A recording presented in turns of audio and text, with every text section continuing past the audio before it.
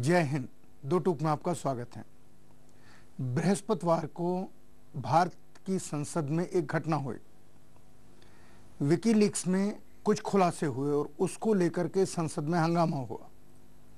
आरोप लगे, प्रत्यारोप लगे। कांग्रेस के सांसदों ने आंखें चढ़ाकर, बाहें उठाकर विपक्ष को धमकाया। विपक्ष ने उसी तेवर में कांग्रेस को धमकाया। लेकिन ये घटना क्या सिर्फ लोकसभा तक सीमित रहने वाली है या इसका असर बंगाल के चुनाव के ऊपर भी पड़ने वाला है? मुझे लगता है बंगाल के चुनाव पे इसका असर पड़ेगा। चुनाव होने वाले हैं। ममता बनर्जी को बंगाल में लोग आम तौर पर भविष्य का मुख्यमंत्री मान रहे हैं। कुछ तय नहीं है बंगाल में क्या होगा, बंगाल की जनता क्या फैसला करेगी, लेकिन जिस तरह सवाल सामने आ रहे हैं वो सवाल ममता बनर्जी के पक्ष में जा रहे हैं। हालांकि 8 महीने के बाद अगर यही चुनाव बंगाल में हो, जो कि चुनाव की घोषणा हो चुकी है, तो शायद वामपंथी पार्टियां अपना खोया हुआ या हाथ से निकलता हुआ जनाधार शायद वापस पा लें। जी जान से कोशिश कर रही हैं। लोकसभा में जिस तरह से कांग्रेस के ऊपर आरोप लगे कि 2008 में विश्वास मत के दौरान कांग्रेस ने एक पार्टी को, विपक्ष के सांसदों को 10-10 करोड़ रुपए दिए, कोई सबूत नहीं। लेकिन विकीलीक्स में यह खुलासा होते ही हमारी संसद में तूफान आ गया। सबूत जब आएगा तब आएगा।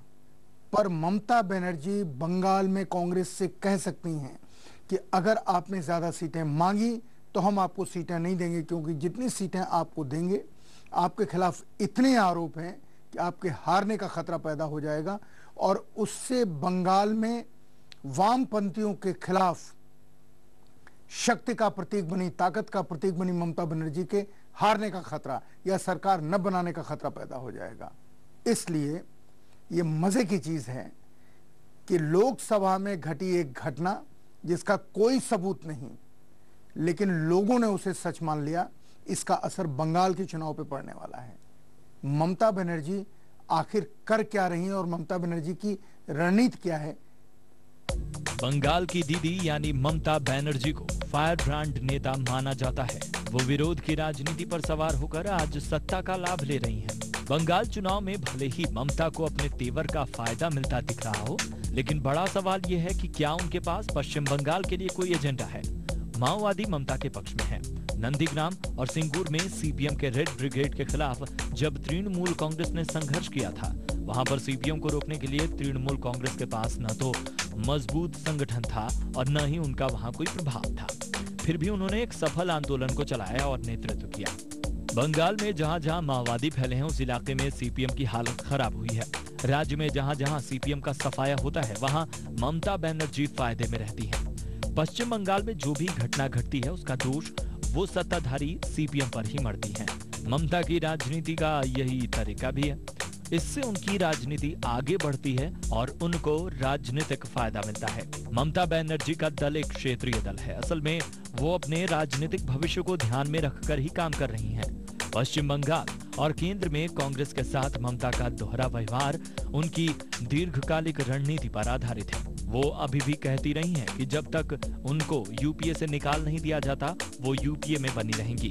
वहीं एक तरफ तो सीपीएम का सफाया करना चाहती हैं, लेकिन साथ ही वो क्षेत्रीय राजनीति में कांग्रेस को भी हाशिए पर रखना चाहती हैं। ममता बनर्जी सीपीएम के पिछले 35 सालों के शासन के दौरान पश्चिम बंगाल की हुई दुर्दशा को इस चुनाव में अपना मुख्य मुद्दा बनाना चाहती हैं। लेकिन नैनो जैसी परियोजना के विरोध के बाद वो क्या जनता को बताएंगी कि अगर वो सत्ता में आती है तो पश्चिम बंगाल का विकास कैसे करेंगी? क्या सिर्फ सीपीएम को सत्ता से बेदखल कराकर ही वो पश्चिम बंगाल का भला कर देंगी? आखिर उनके पास पश्चिम बंगाल के अल्पसंख्यकों के लिए क्या प्लान है? मजदूरों के लिए क्या प्लान है? बेरोजगार युवाओं के लिए क्या प्लान है? ममता बनर्जी ने रेल मंत्री के नाते जिस ढंग से इस बार रेल बजट में बंगाल को तोहफे दिए, इससे ये दिख रहा था कि ममता ने ये बजट क्यों और किसको ध्यान में रखते हुए बनाया था। लेकिन ममता बनर्जी को ये भी याद रखना होगा कि वो जिस सरकार में मंत्री हैं, वही सरकार महंगाई, घोटालों और भ्रष्टाचार के लिए भी जिम्मेदार है। और इस बार जनता की याददाश्त भी कमजोर नहीं रहने वाली। नतीजतन ये मानना भी जायज नहीं होगा कि जनता आंख मूंद कर तृणमूल को समर्थन दे देगी। ममता बनर्जी हैं तो बंगाल में, मंत्री हैं केंद्र में, रेल मंत्री हैं। दिल्ली में रही नहीं, बंगाल में ज्यादा रही, बंगाल में घूमती रही, तोहफे भी उन्होंने बंगाल को ही ज्यादा दिए। पर ममता बनर्जी के पास क्या कोई योजना है? क्या ममता बनर्जी के पास बंगाल को, जिसके बारे में वो आरोप लगा रही हैं कि बंगाल इतने साल पीछे चला गया वामपंथियों के शासन में, उससे आगे ले जाने का क्या कोई रोड मैप उनके पास है? ममता बनर्जी के अलावा तृणमूल कांग्रेस में और नेता कौन है? विभिन्न वर्ग हैं। हर वर्ग चाहता है कि उसका नेता ऐसा हो जो सीधे नेता से संवाद कर सके। बंगाल में मुसलमानों के पास, बंगाल के दलितों के पास, बंगाल के पिछड़ों के पास ऐसा कोई नेता तृणमूल कांग्रेस में नहीं है जो ममता बनर्जी से सीधे सीधे उनके हितों को लेकर के बात कर सके। और ये तृणमूल कांग्रेस की सबसे बड़ी कमजोरी है। इसके बावजूद विभिन्न वर्गों के लोग और वो वर्ग जो मुखर हैं, वो लोग जो मुखर हैं, वो बार बार ममता बनर्जी में अपनी समस्याओं का समाधान देख रहे हैं। एक छोटा सा ब्रेक लेंगे और ब्रेक के बाद आपको बताएंगे कि आखिर बुद्धदेव भट्टाचार्य मुख्यमंत्री बने तो ज्योति बसु ने उन्हें क्या सोच के मुख्यमंत्री बनाया था। बुद्धदेव भट्टाचार्य को पार्टी ने औपचारिक रूप से चुना था, पर उनका नाम ज्योति बसु की जुबान से सामने आया। वो ज्योति बसु के प्रिय पात्रों में थे और ज्योति बसु ने किस तरह से बंगाल में शासन किया और आज भी लोग ज्योति बसु को किस तरह से याद करते हैं। थोड़ा सा इंतजार ब्रेक के बाद।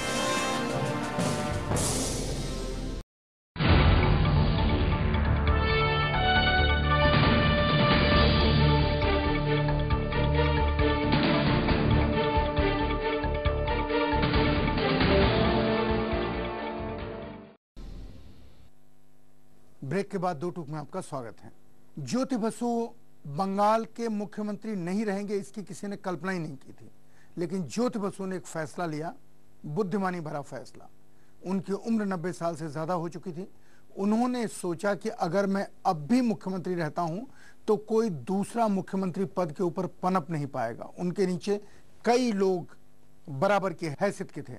ज्योति बसु ने बुद्धदेव भट्टाचार्य को अपना उत्तराधिकारी चुना और ये मान के चुना कि बुद्धदेव भट्टाचार्य उस सपने को आगे बढ़ाएंगे जो उन्होंने देखा है बंगाल के विकास के लिए, बंगाल के भविष्य के लिए। खुद बुद्धदेव भट्टाचार्य एक साधारण से घर में रहते हैं, साधारण तरह की जिंदगी बसर करते हैं, कोई तामझाम उनके सामने नहीं है और एक बंगाली भद्रलोक का दर्शन बुद्धदेव भट्टाचार्य की तस्वीर में होता है, बुद्धदेव भट्टाचार्य के अपीयरेंस से होता है। लेकिन ज्योति बसु और बुद्धदेव भट्टाचार्य में बहुत बड़ा अंतर है। इस अंतर की बात थोड़ी देर में करेंगे। पहले ये देखें कि बंगाल के भद्रलोक और बंगाल के वामपंथ को, दोनों को एक साथ जोड़ने वाले व्यक्ति बुद्धदेव भट्टाचार्य आखिर हैं क्या और उन्होंने पिछले 35 सालों में बंगाल में किया क्या है। माफ कीजिएगा, 35 साल के वामपंथी शासन में अपने 10 साल में किया क्या है बुद्धदेव भट्टाचार्य ने। बुद्धदेव भट्टाचार्य का व्यक्तित्व एक भद्रलोक जैसा ही है, लेकिन भारतीय राजनीति में भद्रलोक होना आपकी व्यक्तिगत खूबी हो सकती है। जनता को भद्रलोक अच्छे लगते हैं, लेकिन इससे ज्यादा वो लोग अच्छे लगते हैं जो विकास करते हैं, न कि सिर्फ वो जो बातें करते हैं। इस हिसाब से देखें तो बुद्धदेव भट्टाचार्य विकास के मोर्चे पर असफल रहे हैं। किसानों को लगता है कि सीपीएम की सरकार उनकी दुश्मन है। नंदीग्राम और सिंगूर का ताजा उदाहरण सामने है। इसके अलावा पश्चिम बंगाल में उद्योग, कल कारखाने जिस तेजी से बंद हुए, जूट मिलों का जो बुरा हाल हुआ, उससे पश्चिम बंगाल की न सिर्फ आर्थिक स्थिति खराब हुई बल्कि जनता का भी बुरा हाल हुआ। माओवाद का बढ़ता प्रभाव बुद्धदेव सरकार के लिए मुश्किलें खड़ी करता रहा। बंगाल विधानसभा चुनाव एक साथ देश की कई राजनीतिक धाराओं को दशा और दिशा देने जा रहा है। यहाँ किसी एक की जीत किसी एक के राजनीतिक भविष्य को इस कदर बिगाड़ सकती है जिसकी महज कल्पना ही की जा सकती है। लेकिन सबसे बड़ी चुनौती 3 दशक से भी ज्यादा समय से पश्चिम बंगाल में शासन कर रहे वाम मोर्चा के लिए। नंदीग्राम और सिंगूर के मोर्चे पर शिकस्त खाने के बाद वाम मोर्चा को अपना जन समर्थन खिसकता हुआ दिख रहा है। वैसे इसकी भरपाई के लिए सरकारी कवायद भी शुरू कर दी गई थी। बिहार से सीख लेते हुए बंगाल में पंचायतों की 50% सीटें महिलाओं के लिए आरक्षित करने का फैसला लिया गया। सरकारी नौकरियों में पिछड़े वर्गों के लिए निर्धारित 7% आरक्षण को 17% कर दिया गया और इसमें पिछड़े मुस्लिमों को भी शामिल किया गया है। पश्चिम बंगाल सरकार बेरोजगारी की समस्या से निपटने के लिए वर्तमान वित्तीय वर्ष में 1 लाख नौकरियां मुहैया कराएगी। इन नौकरियों में 45,000 प्राइमरी अध्यापकों, 8,000 माध्यमिक शिक्षकों की नियुक्ति के अलावा 7,000 अस्थायी कर्मचारियों को स्थायी किया जाएगा। लेकिन इन घोषणाओं से बुद्धदेव भट्टाचार्य अपनी पार्टी को कितना फायदा दिला पाएंगे ये कहना मुश्किल है, क्योंकि सीपीएम की सबसे बड़ी चुनौती पश्चिम बंगाल के ग्रामीण इलाकों में घटते समर्थन को वापस पाना है, जो कभी सीपीएम का गढ़ माना जाता था। बंगाल चुनाव परिणाम का इंतजार पूरे देश को बेसब्री से रहेगा, क्योंकि बंगाल की जनता को ही ये तय करना है कि देश में वामपंथ की धारा बहती रहेगी या इस धारा के लुप्त हो जाने का समय आ गया है। ज्योति बसु और बुद्धदेव भट्टाचार्य में बहुत बड़ा अंतर है। ज्योति बसु जीते जी बंगाल के महानायक बन चुके थे। ज्योति बसु में लोग अपने को देखते थे। ज्योति बसु जब मुस्कुराते थे तो बंगाल मुस्कुराता था। ज्योति बसु अगर दुखी होते तो पूरा बंगाल दुखी हो जाता था। ज्योति बसु ऐसे महानायक बन गए थे जो देश के प्रधानमंत्री के रूप में माना जाता था कि ये कभी प्रधानमंत्री बनेंगे, और मौका आया 1996 में जब विश्वनाथ प्रताप सिंह ने मना कर दिया प्रधानमंत्री बनने से। ज्योति बसु भी उनको प्रधानमंत्री बनाना चाहते थे, लेकिन वीपी सिंह चाहते थे कि ज्योति बसु प्रधानमंत्री बने, और उन्होंने ज्योति बसु के नाम का प्रस्ताव किया। उन्होंने श्री सुरजीत और प्रकाश कारत पर दबाव भी डाला, लेकिन प्रकाश कारत साहब ने वीटो कर दिया। वो सेंट्रल कमेटी के मेंबर थे, और उनकी वजह से ज्योति बसु प्रधानमंत्री नहीं बन पाए। वामपंथियों की एक पुरानी परंपरा है, वक्त जब निकल जाता है, जब वो पछताते हैं तो उसे अपनी ऐतिहासिक भूल कह देते हैं। ऐसी ही ऐतिहासिक भूल सीपीएम ने की। ज्योति बसु को प्रधानमंत्री के रूप में न सामने ला करके पूरा देश, खासकर उस समय जो लोग जिसकी वजह से जिसके बाद देवेगौड़ा प्रधानमंत्री बने, वहां पर ज्योति बसु प्रधानमंत्री बनते। अपने आखिरी दिनों में ज्योति बसु जी को इस बात का मलाल था, और उन्होंने कहा भी कि मैं शायद प्रधानमंत्री बन जाता तो बहुत कुछ देश में कर सकता था। ज्योति बसु ने अपने सपनों को पूरा करने के लिए बुद्धदेव भट्टाचार्य को चुना। बुद्धदेव भट्टाचार्य चुने तो ज्योति बसु के द्वारा गए, लेकिन बुद्धदेव भट्टाचार्य ने ज्योति बसु की बातों को नहीं माना। क्यों नहीं माना? पिछले चुनाव की बात है। देश के 2 भूतपूर्व प्रधानमंत्री कलकत्ता में थे, श्री विश्वनाथ प्रताप सिंह और श्री चंद्रशेखर। वहां की माइनॉरिटी के लोगों ने इनसे कहा कि जो हमसे वायदे पिछले 25 सालों में हुए वो वायदे पूरे नहीं हुए, हम वहीं के वहीं हैं। वीपी सिंह और चंद्रशेखर ने इस बात को ज्योति बसु के सामने रखा। ये मैं फर्स्ट हैंड इंफॉर्मेशन आपको दे रहा हूं। ज्योति बसु के सामने रखा। ज्योति बसु ने वहीं पर फोन करके बुद्धदेव भट्टाचार्य को बुलाया। बंगाल सरकार के स्वामित्व का होटल है ग्रेट ईस्टर्न होटल, उस होटल में यह बात हो रही थी। बुद्धदेव भट्टाचार्य वहां आए। ज्योति बसु ने उनके सामने ये बात रखी कि आपने माइनॉरिटी के लिए जो वादे किए हैं वो वादे आपने पूरे नहीं किए, माइनॉरिटी के लोग नाराज हैं, और ये वीपी सिंह जी और चंद्रशेखर जी बता रहे हैं। इनके बताने से पहले हम लोगों को भी ये जानकारी है कि उनकी नाराजगी हमें दूर करनी पड़ेगी। बुद्धदेव भट्टाचार्य ने कहा कि मैं जो संभव हो वो करूंगा। वीपी सिंह जी ने बंगाल के मुसलमानों से अपील की, उनके संगठनों के लोगों को बुलाया, कहा कि अगर इस बार वामपंथी नहीं जीतते हैं तो यहां पर भारतीय जनता पार्टी से जुड़ी हुई ममता बनर्जी उसमें भारतीय जनता पार्टी के साथ थी, उनकी सरकार बन जाएगी। बंगाल के मुसलमानों ने ज्योति बसु की बात पर वीपी सिंह की और चंद्रशेखर जी की अपील के ऊपर ध्यान दिया और एक बार फिर वाम मोर्चे का साथ दिया। 5 साल बीत गए, वाम मोर्चे ने मुसलमानों के लिए क्या किया? 4 साल तक कुछ नहीं किया। जब 4 साल बीत गए, कुछ कदम उठाए, लेकिन वो कदम माइनॉरिटी के और खासकर मुसलमानों की आंख का आंसू पोंछने में इन कदमों का कोई बहुत बड़ा रोल नहीं है। मुसलमान अब हिस्सेदारी चाहता है, शिरकत चाहता है, फैसले में अपना दखल चाहता है। और ये सबसे बड़ा सवाल आज बंगाल का बना हुआ है। सीपीएम के नेतृत्व वाली सरकार के लिए सबसे बड़ी सरदर्दी का सवाल है। एक छोटा सा ब्रेक लेते हैं।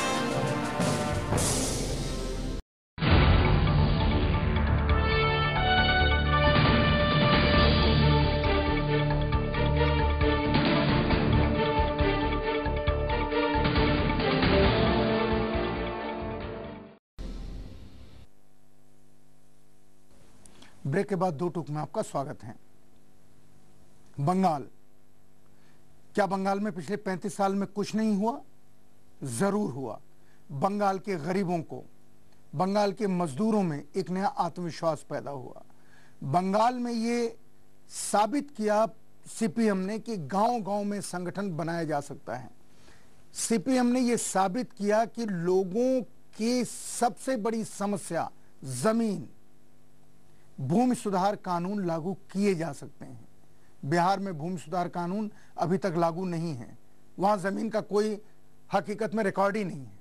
बंगाल में है, केरल में है। केरल से ज्यादा अच्छी स्थिति बंगाल की मानी जाती है। मेरा सिर्फ ये कहना है कि ये सारे कदम बहुत अच्छे हैं, लेकिन अब जिस समय हम जी रहे हैं, जिस समय हम बात कर रहे हैं, क्या ये कदम काफी हैं? सवाल यह है कि लोगों को कितना रोजगार मिला, लोगों के पेट में कितनी रोटी गई, लोगों के दर्द, तकलीफ, लोगों की बीमारी, क्या उसका कोई रास्ता निकाला वामपंथी सरकार ने? शिक्षा, क्या हुआ उसका? क्या शिक्षा का तंत्र, शिक्षा का जाल बंगाल में है? ये सारे सवाल ऐसे हैं। और सबसे बड़ी चीज, जिस चीज के ऊपर वामपंथी पिछले 35 सालों से बंगाल में राज कर रहे थे, माइनॉरिटी, उसको उन्होंने किस बेरहमी से अपने से दूर किया। ये बात आज शायद वामपंथी नहीं समझे, लेकिन थोड़े दिनों के बाद जब बंगाल का चुनाव होगा और लोग फैसला करेंगे, और जैसे दिखाई देता है ये फैसला बहुत वामपंथियों के लिए बहुत सुखद फैसला होने वाला शायद नहीं है। शायद मैं इसलिए कह रहा हूं कि आखिर में तो जनता ही फैसला करती है, और हो सकता है चुनाव आते आते वामपंथी कुछ ऐसे वादे करें, वामपंथी कुछ माफी मांगें, वामपंथी कुछ नई योजना सामने रखें, जिससे वहां की माइनॉरिटी दोबारा कुछ सोचने के ऊपर विवश हो जाए। वो अलग चीज है, पर आज ऐसा होता दिखाई नहीं देता। पश्चिम बंगाल की जनता एक ऐतिहासिक मोड़ पर खड़ी है। एक तरफ वाम मोर्चा है जो पिछले 35 साल से सत्ता में है। जाहिर है जनता की समस्या के लिए वाम मोर्चा की सरकार जिम्मेदार है। अब सवाल ये है कि पश्चिम बंगाल की जनता की समस्याएं क्या क्या हैं? कभी बिहार और उड़ीसा के बेरोजगारों को रोजगार देने वाले इस राज्य में आज बेरोजगार युवाओं की एक लंबी फौज है। भूमिहीन किसानों और मजदूरों की अच्छी खासी संख्या है जो रोजगार के अवसर न होने के कारण दूसरे राज्यों में पलायन कर रहे हैं। पश्चिम बंगाल के उद्योग धंधों के बंद होने से मजदूर वर्ग भी बेरोजगार हो गया। रोजगार की समस्या के साथ साथ पश्चिम बंगाल की जनता सुरक्षा को लेकर भी परेशान है। आए दिन बम विस्फोट और हिंसा की घटनाओं से पश्चिम बंगाल अशांत है। नक्सली समस्या का हाल ये है कि फिलहाल कोई समाधान होता नहीं दिख रहा, और जब तक वाम मोर्चा सरकार में रहेगी तब तक नक्सली हिंसा थमने वाली नहीं है। पश्चिम बंगाल की गिनती किसी जमाने में देश के सबसे बेहतर राज्यों में हुआ करती थी। आज पश्चिम बंगाल के युवाओं को लगता है कि वो दूसरे राज्यों के मुकाबले पिछड़ रहे हैं। पश्चिम बंगाल के चुनाव में अल्पसंख्यकों, खासकर मुसलमानों का वोट सबसे अहम है। बंगाल में 1/4 आबादी मुसलमानों की होने के बावजूद राज्य की नौकरियों में सिर्फ 2.1% मुसलमान हैं। पश्चिम बंगाल सरकार के अपने उपक्रम यानी स्टेट PSU में उच्च पदों पर सिर्फ 1.2% मुसलमान हैं। पूरे देश में 40% मुसलमान मिडिल पास करते हैं, जबकि पश्चिम बंगाल में ये संख्या 26% है। वहीं सिर्फ 12% मुसलमान ही मैट्रिक तक की पढ़ाई पूरी कर पाते हैं। इन आंकड़ों से यही लगता है कि पश्चिम बंगाल के मुसलमानों की स्थिति दूसरे राज्यों के मुसलमानों से कई मायनों में खराब है। अब ऐसे में जनता किसको चुने, वाम मोर्चा को या नई सुबह के सपने दिखा रही तृणमूल को? नेता बहुत हैं बंगाल में, पर चुनाव सिर्फ 2 के बीच होने वाला है। ममता बनर्जी, बुद्धदेव भट्टाचार्य। प्रणब मुखर्जी का कोई रोल नहीं है। प्रणब मुखर्जी का सिर्फ एक रोल है, अपने बेटे को विधानसभा में लाना। किसी का कोई रोल नहीं। एक और आदमी था जिसे हम सब भूले हुए हैं, जिसका आज बंगाल में बहुत बड़ा रोल होता, शायद प्रणब मुखर्जी से भी ज्यादा। प्रियरंजन दास मुंशी, आपको मालूम है वो कहाँ है, किस अस्पताल में है, किस हालत में है? उनकी पत्नी सांसद है उनकी सीट से। लेकिन प्रियरंजन दास मुंशी अगर आज होते तो बंगाल की लड़ाई में मजा आ जाता। पर फैसला इन दोनों व्यक्तित्वों के बीच में होना है। एक, ममता बनर्जी तेज हैं, दौड़ रही हैं, भाग रही हैं, दिखा रही हैं कि मैं बंगाल की आशा हूं। बुद्धदेव भट्टाचार्य कोशिश कर रहे हैं ये बताने की कि अगर हमें दोबारा आप चुनेंगे तो हम जो अब तक नहीं कर पाए वो करेंगे। हमारा यहां पर कोई मकसद ममता बनर्जी के पक्ष में या बुद्धदेव भट्टाचार्य के पक्ष में कुछ कहना नहीं है, लेकिन बंगाल का चुनाव देश को एक नई दिशा देगा, क्योंकि बिहार चुनाव के बाद बंगाल का चुनाव इतनी बड़ी हाइप के ऊपर है, इसका असर राष्ट्रीय राजनीति पर पड़ने वाला है। चाहे वो वामपंथियों की हार के बाद वामपंथियों से एक बड़ा मोहभंग हो, या ममता बनर्जी की हार के बाद ममता बनर्जी के एग्रेसिव पोस्चर को लेकर के कांग्रेस की एक बार्गेनिंग ताकत बढ़ जाए। जो भी हो, मजेदार होगा, देखने लायक होगा। और बंगाल का चुनाव देश के चुनाव आयोग के लिए भी एक बहुत बड़ा चैलेंज है। देखते हैं चुनाव आयोग बंगाल में क्या करता है। हम जो कहते हैं सच कहते हैं, जो रूप कहते हैं। जय। कैसा लगा आपको हमारा ये कार्यक्रम? आप अपनी राय दे सकते हैं feedback.dotuk@gmail.com पर।